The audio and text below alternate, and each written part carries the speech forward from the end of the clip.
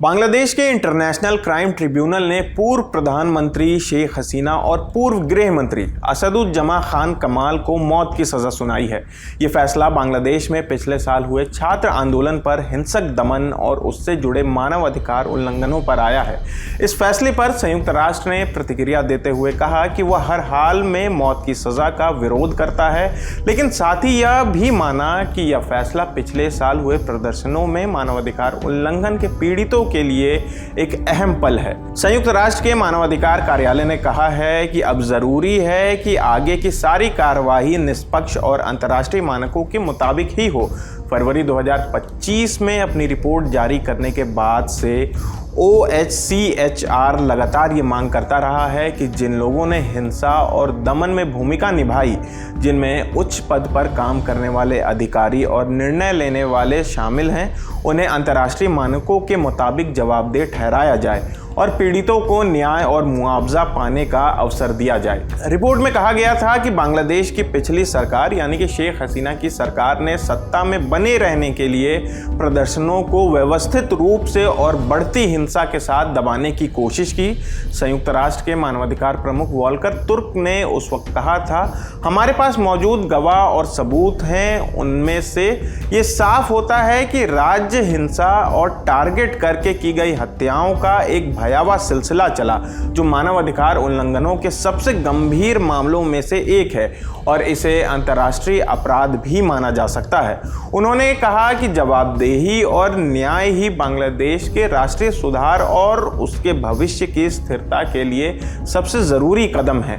संयुक्त राष्ट्र के मानवाधिकार कार्यालय ने अपने बयान में कहा कि वो लगातार यह मांग करता रहा है कि बांग्लादेश में चल रही सभी न्यायिक कार्रवाइयाँ पूरी तरह से निष्पक्ष और न्याय संगत हो और वे अंतर्राष्ट्रीय स्तर के मानकों पर खरी उतरे। मानवाधिकार कार्यालय ने यह भी दोहराया कि उनका लक्ष्य दुनिया भर में मौत की सज़ा को पूरी तरह ख़त्म करना है। संयुक्त राष्ट्र की ओर से कई प्रस्ताव पारित किए जा चुके हैं, जिनमें मौत की सज़ा पाने वाले लोगों के अधिकारों की रक्षा की बात कही गई है। OHCHR ने कहा है कि शेख हसीना और असदुज्जमा खान के खिलाफ मुकदमा उनकी गैर मौजूदगी में चलाया गया है और इसमें मौत की सज़ा सुनाई गई। इसलिए यह ज़रूरी हो जाता है कि पूरी प्रक्रिया अंतर्राष्ट्रीय मानकों के हिसाब से ही हो।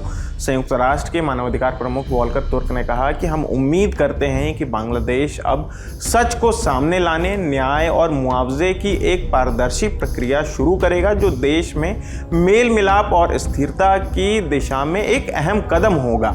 उन्होंने सभी पक्षों से शांति बनाए रखने और संयम बरतने की अपील की है। बता दें कि ICT के फैसले के बाद बांग्लादेश ने भारत से शेख हसीना को वापस भेजने की मांग की है। इस पर प्रतिक्रिया देते हुए भारतीय विदेश मंत्रालय ने कहा कि उसे इस बात की जानकारी है कि बांग्लादेश की अदालत ने शेख हसीना के खिलाफ फैसला सुनाया है। मंत्रालय ने अपने बयान में कहा कि भारत अपने पड़ोसी देश बांग्लादेश के लोगों के हितों के लिए पूरी तरह प्रतिबद्ध है। हम वहाँ शांति, लोकतंत्र, सबकी भागीदारी और स्थिरता चाहते हैं। इस दिशा में भारत सभी पक्षों के साथ रचनात्मक तरीके से बातचीत जारी रखेगा।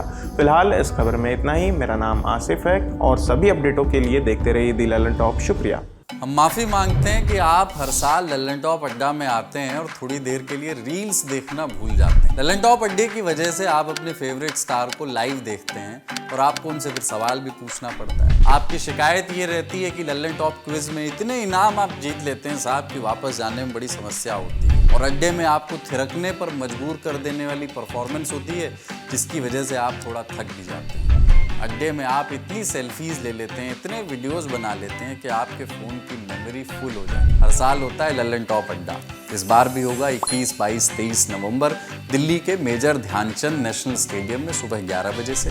आइए कि हम फिर से आपसे माफ़ी मांग सकें आपके जीवन में थोड़ा आनंद घोलने के लिए।